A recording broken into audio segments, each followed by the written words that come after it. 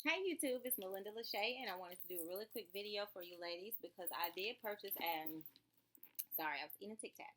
I did purchase a Louis Vuitton key holder, and I did not do a video. And oh my gosh, I just did a video on this beautiful Dooney bag that I purchased. Um, and I need to take my elastic ties off of my tassels. I'm about to get ready to leave the house, but it has a key keeper inside of it, or key finder, key holder, whatever you call it.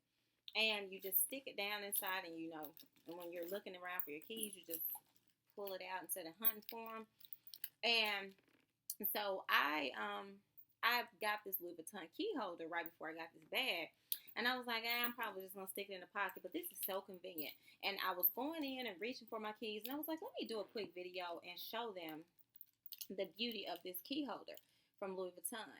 Now, I did purchase this key holder second hand, or pre-loved, as they like to say these days. So basically, I did not spend $200-ish on it. I spent 136, which is good because I had originally purchased the key clay, went into the Louis Vuitton boutique, and paid the 210 or 15 or whatever it was after taxes for the key clay. I rehomed her because it just wasn't practical. And sorry about all the mess in the background because I am getting ready to go out of town.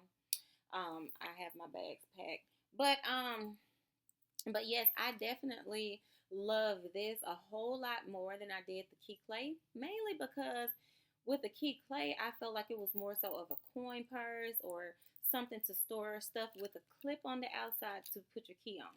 And for me, I like organization and I like structure. So what I do with this beautiful baby is I open her up, and there are only two LV monogram logos on there, and the rest are the symbols, which is perfectly okay with me. I think it's beautiful, very durable, very strong, no cracking. This was in like new, perfect condition when I got her. And I don't even know where the date code is, and didn't look. It's authentic. And I'm at the point now where I'm like, okay, I know how to tell the difference between authentic Louis and replicas. So I don't even, once I see my day code and I lay eyes on it, I don't hunt it down, and I don't even know how to get to it on here. So I'll be honest, but that's the actual LV, and that was the only little nick within this baby, was that it was a little tarnished there, but that was okay for me. So right here, I just have some business cards that someone handed me when I went out, and I used to put those in my business card holder. I like to keep everything super organized, and basically this little strap is a little compartment. You could keep cash there if you wanted to, your driver's license or your credit card, um, whatever you're gonna put there. And I got the 4 key holder, so let me just show you what it looks like. My car key, being the biggest key, is the one that I leave out. So you just pull it back like this, and you just pull these closed, and you pull this little layer over the top, and you snap it closed. And it's almost like holding a little keychain in your hand, or it just gives me something to hold on to. When I get out of the car, I usually keep it in my hand for a while, and then once I get to doing some serious shopping, I put it back up, and I put it on my little key holder on my Dooney bag. But pretty much what you do is you, let's say for example, I wanted to take a key off. I'll use my skeleton key. I think this antique key is just so beautiful. This is my front door key. This is my front door of my store, and the back door of my store on that same key holder, which I don't know how many you can pile up on one key holder, but even if you get the 4 key holder, as you see, I've stacked my keys, so it's not a big deal. And I saw one YouTube video where somebody, one of the YouTubers, had her jump drive on here. And I thought that was smart because a lot of your jump drives have keychains on them these days. So if you have that, and it's a smaller one, it's not too bulky, it's not going to pucker it out, you can put that on there. And this is the antique key that I was just talking about. I'm going to take off and show you guys how you put it on and off. This one is to the interior of my store. Once you come in, there are other doors to go into, and it's an old mill house. It's beautiful. in downtown Alpharetta, Georgia. And so you definitely have that antique lock on there. So pretty much, again, with the bulkiness, if I were to put my car key in there, it would just barely close. I could stretch it, but then eventually that's going to lead to my leather cracking and all this pilling and all these issues that I do not want. So I leave her out. Pretty much, this is how you remove a key. So you see here, there's a little hook on the end. It doesn't open or close. It just expands when you force something through. And when I say force, you definitely have to force. The key will not come off because that metal is not going to just stay open. So you have to pretty much almost like pull with all your might. As you can see, the veins in my hands are popping to get this key off. Now, and you heard that, pull when it came through on the side of the actual metal.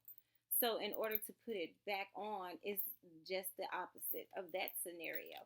You go to the little end of it right there. You take the key, and I like my keys to lay in certain directions, so I have to look and see, but these do turn around. They twist. They do a full 360 degrees, as you can see. Let's see.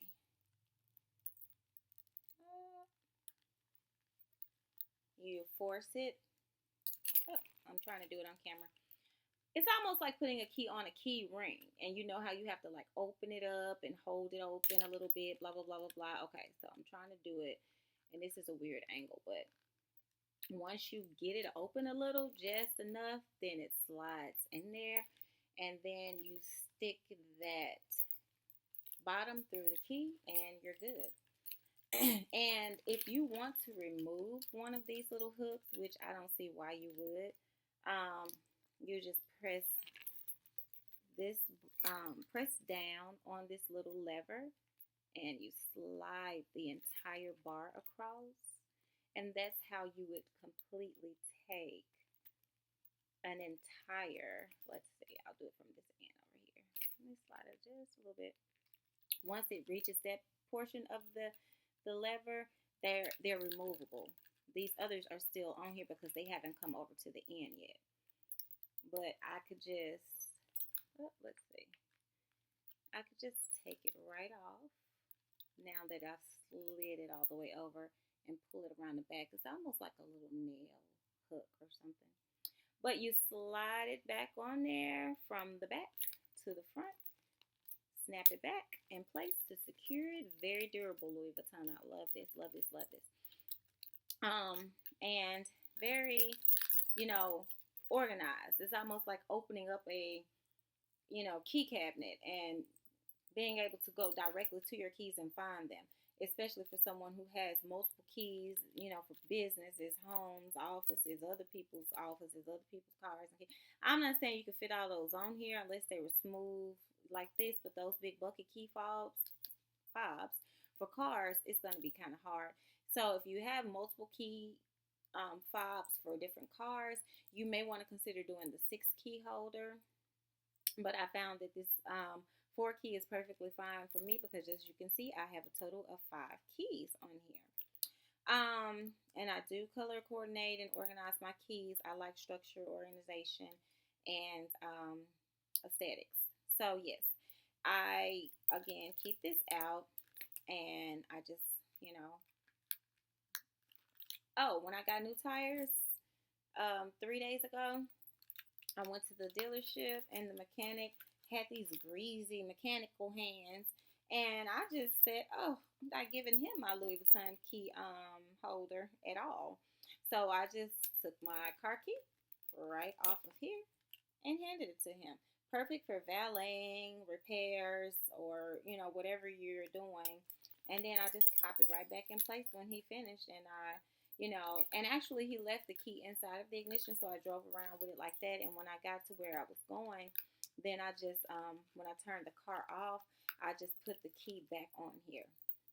So, and I'm super OCD, I will admit it.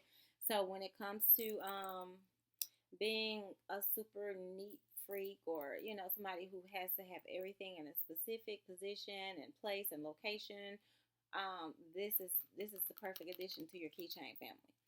So if you have any questions about it, you can ask me. And again, $136 was what I paid for it. And check around if you're looking for this online. You can get it in fairly at a fairly good price most of the time, in excellent condition most of the time, versus walking into the boutique and paying a little over 200. But if you're, if that's your last resort, it's a perfect investment. You're going to use this every day. I have switched from my Louis Vuitton handbags clearly to my Dooney because I'm just raving over her. All up in the Louis Vuitton video, she is making her appearance. But even if I switch a bag out, or if I'm not carrying a bag, I'm going to carry my accessories. So you're going to get your money's worth, even if you invest 200 plus bucks in it. So that's my video. Hope you guys are having a wonderful Sunday. Thank you so much for watching. Peace and namaste.